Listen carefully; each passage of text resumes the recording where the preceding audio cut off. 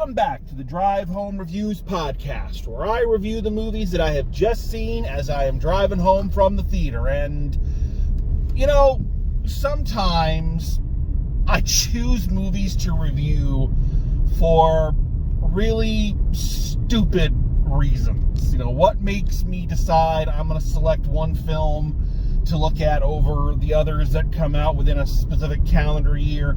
It relies on a variety of variables, and sometimes it's just because there's one specific thing that I really want to talk about, often that has absolutely nothing to do with the quality of the film itself, but just one thing that I want to talk about. For instance, when I reviewed Smurfs, I really had no strong desire to rant about the movie The Smurfs, but was more wanting to give voice to my frustration over why the fuck do we keep making movies about the fucking Smurfs.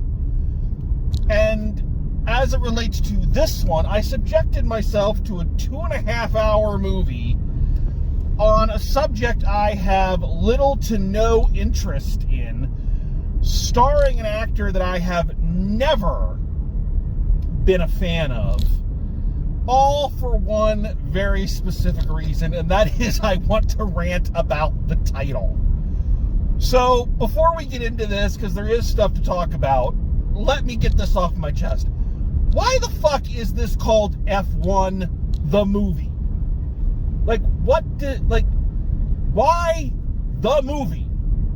What is there an F1 the series that I am unfamiliar with? I mean, it is very possible with the amount of streaming services and original programming being done.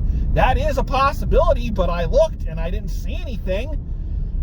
Because normally the movie or something like that is, you know, put on the end of a title to illustrate that it is different and separate from any other media involving it, or that it is a continuation of said media. If I may, Transformers the movie, the Bob's Burgers movie, Star Trek the motion picture. Okay, you know, pompous title, but you see what I'm getting at. F1 the movie, I guess, yes, they are trying to differentiate it from F1 the actual race, but I mean, who is looking up at a marquee or scrolling through their phones and sees F1 with Brad Pitt and thinks that that's an actual race? You know, why the movie? I do not. That has been bugging me since it came out. The F1 the movie. It's like, well, clearly, yes, it is. Yeah, it's too long to be an episode of a television show, and ironically, it's too short to be one of the actual races. So, yeah, we're gonna come back to the title, because I know why they went with F1, because otherwise, yeah, well, we'll talk about that in a second. Even if it was F1 the movie and it was a story about the evolution of Formula One racing or the founding of it or something, okay, yeah, then I can see why maybe you'd go with F1 the movie. But aside from that, I have no, why? Just why? I don't, I got nothing here, folks. I am really confounded. And that is really the only thing I wanted to say about this movie. That's why I watched it. Which should give you an idea as to the patheticness of my existence, that's the reason I decided to watch this picture. Now, sometimes when I decide I'm going to watch a movie for a stupid reason, you know, it also gives me a chance to view a movie I might not otherwise have viewed. As I said, there are numerous factors working against this movie in competition for my time and money. But, you know, it's possible. It got fairly good reviews. It seems like a lot of people liked it. So yeah, there's some things to talk about. Let's get into this. So first of all, let me put out there, I feel like I must put this this caveat on this review, as I do with certain films, is that I am going to acknowledge that this is not the movie for me. This is not a movie aimed at me personally. For all the reasons that I listed, I am also not a car racing aficionado. I'm not even a car racing casual fan. I really don't care about car racing. I am also in no way, shape, or form a gearhead. My knowledge of how vehicles work begins and ends with the Flintstone technology of sticking your feet down the bottom of the car and using it to start it up. For all I know, my engine has a wee ferret on a wheel running around, and that's what makes it propel forward. What is that, a 6-barrel Hollycob? You betcha. Edelbrock intakes? Nothing but. Meyerhoff lifters? Oh, yeah. I made that last one up. I see. But right away, so that is a nice segue to one of the things I do appreciate about this movie. Again, not being a fan of car racing, F1 or the American equivalent of NASCAR and all that, I actually appreciate this film for the insight it kind of gives into that world and what all goes into it. I think, again, I can only speak for myself. I don't know how this is to the general public. And I'm sure fans of the sport will be very quick to tell me, how wrong I am. But, car racing is one of those sports that, or competitions, whatever you want to call it, that I think has a certain image in the minds of the average viewer. I think the closest thing I can equate it to is professional wrestling. And that is the people who are not fans of professional wrestling see it as this uber macho fake fighting, and any fan of professional wrestling would be very quick to kind of point out the nuances, the psychology, the storytelling, all of the things that we have come to love. And I'm sure that anyone who is a fan of car racing will tell you that it is more than the common perception of it, and that being of people driving real fast in a circle for 6 hours. Well, I think it's a fine track. The techs have done a really good job of making sure the banks are grafted down to the right specs, and there shouldn't be any problems. Yeah, we like the track, yep. We got it grafted in banks and specs. It's like an oval, so we're going to drive straight, and then we're going to be turned into the lamp. We are not privy to the strategy and the science and the planning and the preparation and the training that must have to go into this. And I do appreciate that this movie gives again, I'm not sure how accurate it is. It definitely shows just how much money this fucking competition entails, which is why these cars have 400 different sponsors. I mean, if even a fraction of what these people do to build, maintain, train, and all of this in these vehicles is true, then yeah, it's going to cost quite a bit. And I appreciated that. I like learning about things like that. Like, for instance, the pure science of it, and how they get these incredibly brilliant engineers and scientists to study wind resistance on a single piece of the exterior of the vehicle in order to give you just that one fraction of a second better time. the strategy of what type of tires to use and when to change out the type of tires. I didn't know that was a fucking thing. I just thought tires were tires. Again, shows the ignorance that I had going in. Or like you say, the training and the strategy that go into this. I really appreciate that. So I think that is something that I do give this movie a lot of credit for, in giving me, the novice, that, forgive the terminology, that inside track on, what actually goes into this. I think that's a good thing. I also gotta say that I understand why this movie was a pretty big hit in the theaters, and why it would be one you kind of want to watch on IMAX, because it's a big movie in terms of the cinematography. Like, it's like a roller coaster. A lot of directing choices and a lot of cinematography choices had to go into every shot. Like, every inch of the screen is utilized. The compositions of shots are really something to behold. Like I say, this is a movie that you could tell they were planning on really finding its niche in the IMAX theaters, because it looks big and beautiful and exciting. It looks futuristic and modern and classic all at the same time. Beautiful choices with colors.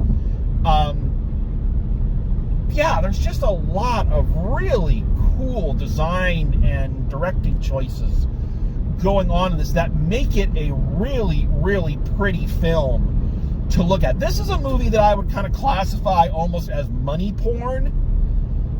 Those type of movies, you know what I'm talking about? Those movies that kind of want you to see how gorgeous all of this is, if only you had, several $1 billion to piss away on it, Like, James Bond movies at their peak were like that. Let's go to all the most beautiful places on Earth, show you all the gorgeous scenery.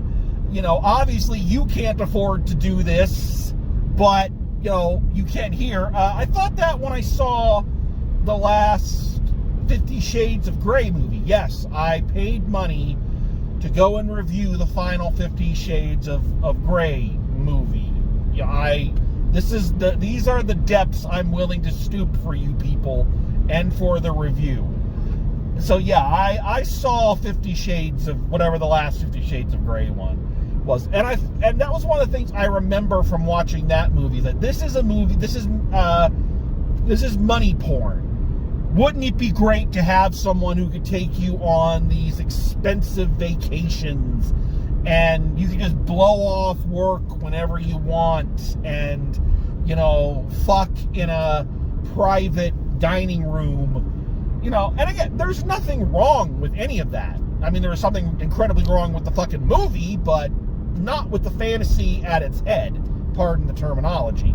And this one kind of has that same elegance to it. Even when we meet Brad Pitt's character, living out of his van, it's still made to look like a fairly glamorous lifestyle that he lives. This kind of nomadic, no worries, I drive from one race to the next, drive a car in a race, and then move on to the next place. It's a very romantic kind of gesture. And so, yeah, this movie is definitely that for men. And I say that because this film could not be more drenched with testosterone. Oh my God, this is manly man movie for manly men. 'Cause men's odor is what makes men's men feel like men's men. Men.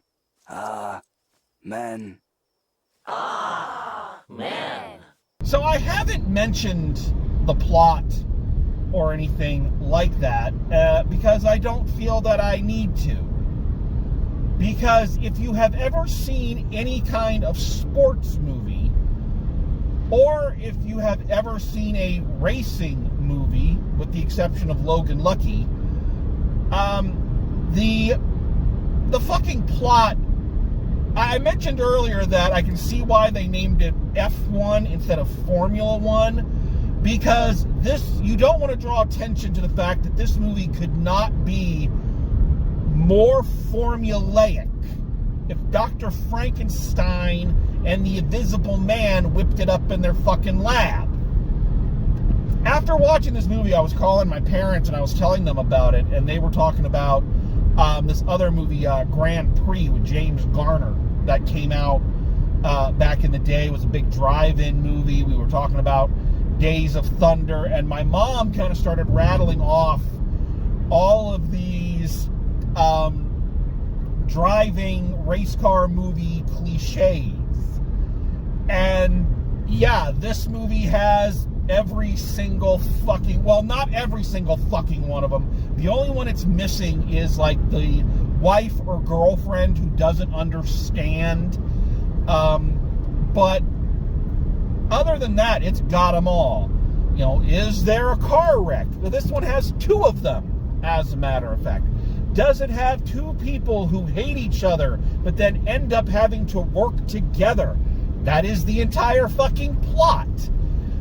Does one character have continual flashbacks to a horrific accident that they endured?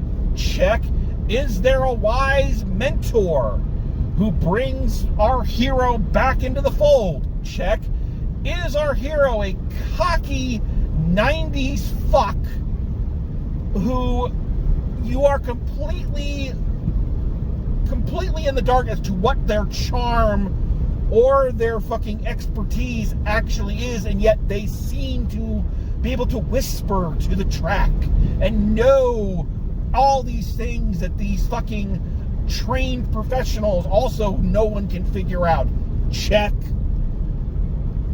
Yeah, this movie is so paint by numbers. And I always say, if you're a long-time listener, you've heard me say this, sing along if you know the words, cliches and stock characters and standard plots are not a bad thing if you do something interesting with them.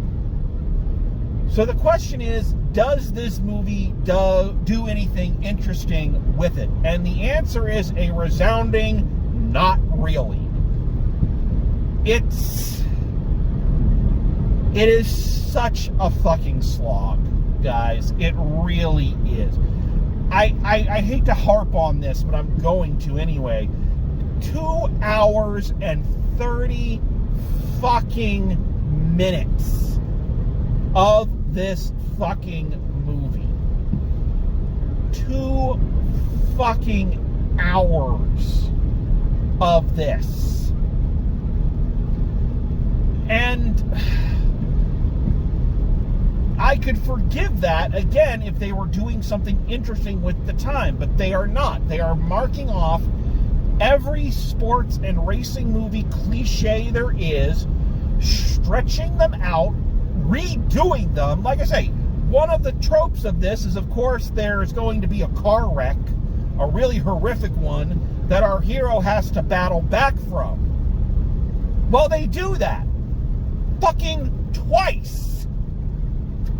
But you didn't need both freaking times. You really didn't. This movie is so stock. I swear it's left over from a movie that was supposed to be made in the 90s. If you told me that this script has been floating around since Days of Thunder and trying to find backing and all of that, and they finally did, I would not be at all surprised. You know, for instance, they have one of the characters is, of course, the obvious love interest who shows up, of course, has no interest in our hero to begin with, but he wins her over with his charm, I guess. You know, when she shows up, and they do their credit, they try to do their best to not make her the standard disposable love interest. They try to know she's a really brilliant scientist. She's an engineer, and she knows all this, and she's working on making the car better and faster and brighter and all this. But, I mean, the character, all of the characters are just, like I say, they're cliche. You know what they're going to do. You know what their purpose is. Like, from the instant they set foot on screen. They don't have to open their mouths. It's a commedia dell'arte performance. You know, for instance, when one of the owners suddenly shows up and doesn't look, and is clearly a suit, you know, he's not in it for the love of racing. He's not in it because he has a dream and da-da-da-da-da-da-da-da. He's in it for the money. Can you guess who this wonderful stock character is? Hi, I'm Bob Evil. Yes, our old friend Bob Evil and Evil Co. have returned. Because when it turns out, when we need a third act or fourth act or whatever act complication to come up, someone forged the documents of the car and showed that it was being made with illegal parts. And it was someone inside the team. Who could it be? I wonder if it's the slimy businessman. Ha ha! And that's the other thing. This movie has so many fucking all is lost moments.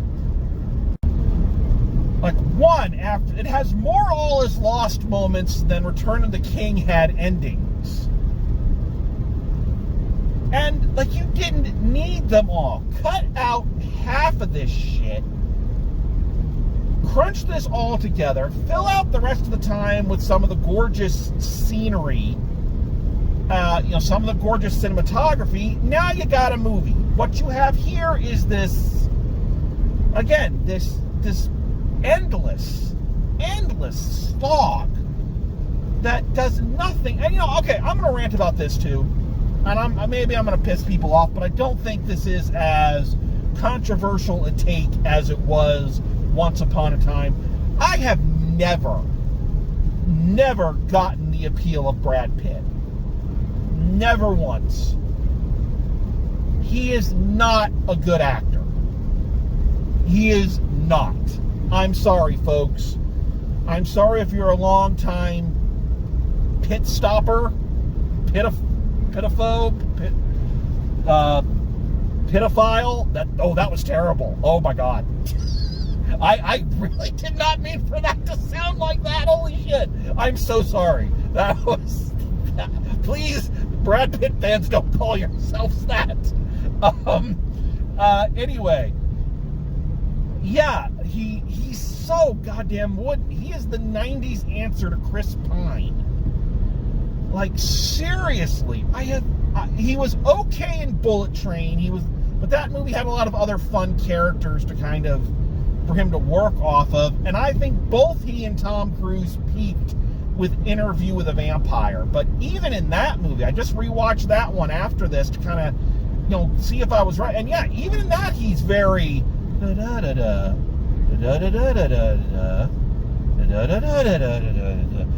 in this film especially, he's a producer on it, so he's got money riding on this. And oh my God, he looks so fucking disinterested and disconnected. The subtext to every line of his should be, when's my paycheck coming? Like, and it's not like there's a lot there for his character to work with in the first place, but I think a more skilled actor might have been able to mine something from it. So, like, for example, this is a guy, you know, he's supposed to be like the old grizzled veteran who knows, but he just goes out on the field, on the racetrack, and just does shit, doesn't explain what he's doing, So everybody gets pissed at him, and then he's pissed because they don't just recognize his genius. He is your typical 90s movie leading man douchebag that at the time we all thought was supposed to be aspirational. But you don't see what is with this guy? You know, why do we care? Yeah. Like, he clearly did not give a shit. If he gave a shit, and that's his give a shit performance, boy, I hate to see it when he's phoning it in. It probably would literally be him phoning it in. So yeah, I do not get Brad Pitt's appeal. Never have. I don't even think he's that good looking. Like, seriously, in terms of heartthrobs, and he's got that thing now where I feel like he's got it worked into his contract, kind of like Tom Cruise does, where every movie he's in, everyone has to talk about how he's the best at everything.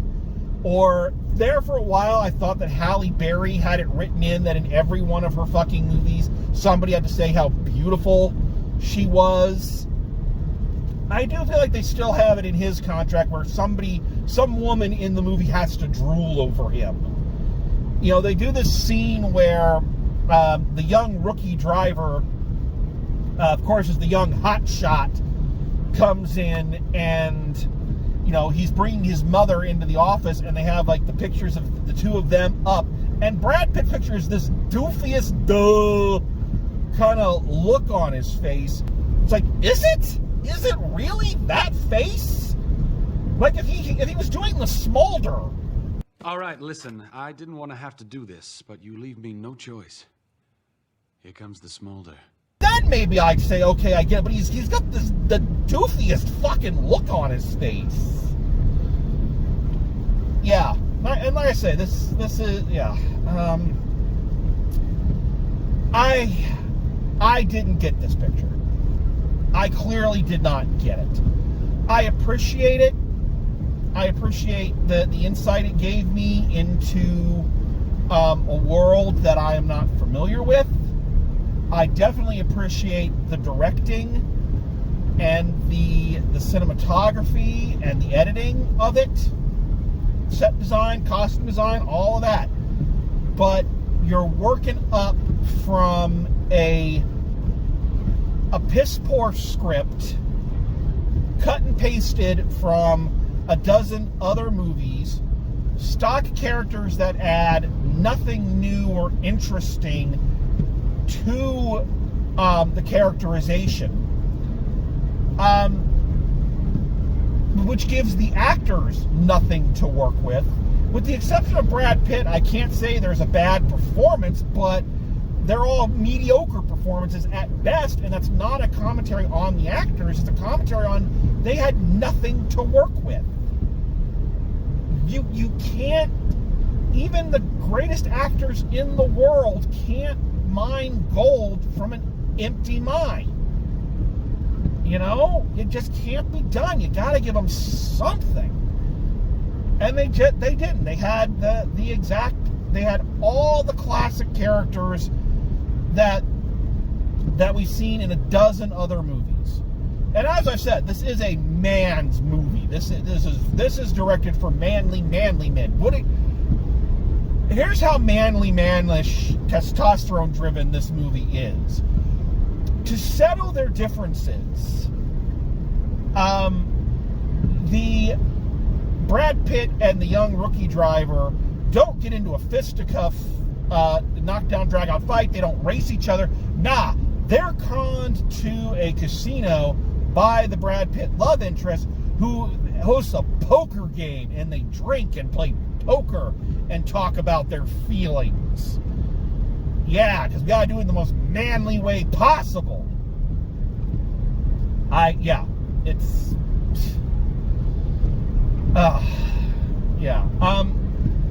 But again, here's the thing. Here's the thing I need to make clear.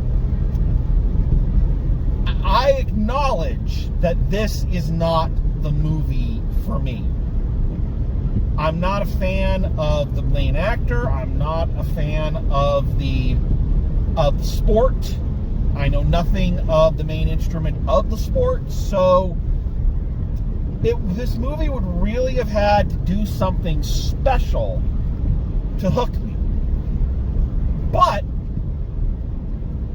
does that mean that a fan of the sport isn't going to get something out of it? I have a feeling if you love car racing, if you love cars, if you are a fan of Formula One, then this movie is going to be like catnip to you.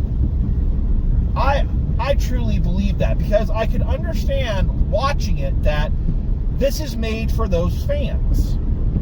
Because that's why they don't have a really in-depth plot. That's why they don't have, the best characters, because they're not trying to hook a casual audience. They're there for the people who love this sport, love this competition, and trying to give them a movie about it. And I appreciate that. I really do appreciate that from that perspective. It doesn't work for me, and the big set pieces and the great visuals helped a bit, but they didn't land me. But I definitely could see, for instance, I know my cousin is a gearhead. Like he's literally a professional mechanic, and a high-end one. He works on Ferraris. And he's only by appointment. You have to book him in advance to get your car in. Like he's that kind of up there in the world of mechanics. And I remember when he was a young man, I remember Days of Thunder was one of his favorite movies. So I would imagine that he has probably watched this movie and really dug it, because it's something he likes. So I'm not trying to poo-poo this if you are an F1 fan. I'm not trying to poo-poo this if you really dig this kind of thing. I'm saying, for me, for the novice, for the outsider, it just didn't do the job. It didn't make me more interested. It didn't make me more curious. You know what I was thinking, kind of like I did when watching Weapons, is I was thinking of what might have made this movie better. And it's like, what would have been cool is, like, at the beginning of the movie, we're introduced to Brad Pitt's character as he is participating in like a 24-hour Daytona race, I think. And like, I don't know do they actually do these? That's kind of an interesting idea.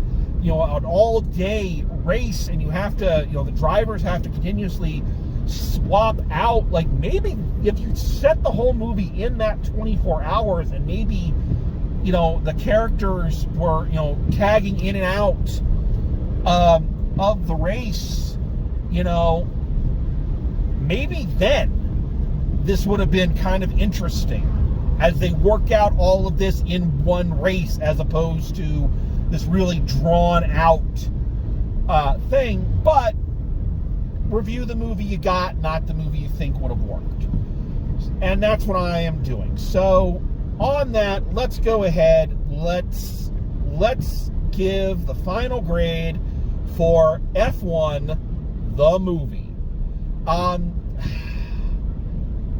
I had thought to be a little bit more generous to this one, but upon reflection, I'm going to go with my gut. I'm going to give it a C+. I had thought to be generous and go a B-, simply because, again, I think the people who like this are really going to like this. But on the whole, I can't justify that from an objective point of view. So I'm going to give it a C+. So, yeah, maybe you'll dig this, maybe you won't. I don't know. For me, it had some interesting elements, but on the whole, left me cold. So there you have it. So, okay, so thank you very much. That's all the time we have for this episode. So thank you all for joining me. Thanks for going around in circles with me on this movie. And as always, drive safe, and I will see you at the movies.